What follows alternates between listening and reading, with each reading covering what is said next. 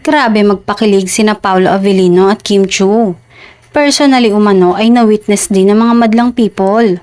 Napaka-attentive daw na boyfriend ni Pao kay Kim. Kitang-kita namin na konting kibot ni Kim, talagang nakaalalay agad sa kanya ang aktor. In fairness, si Kim rin naman very sweet kay Paolo. Kinikilig naman ng mga fans sa ganitong gesture ng dalawa. Ilan sa comment na nabasa sa mga video nila sa TikTok, yung lambingan moment nila, very wholesome naman at di nakakasawang panoorin. Siguro naman wala nang magtatanong ano status ng dalawang sweet couple na to.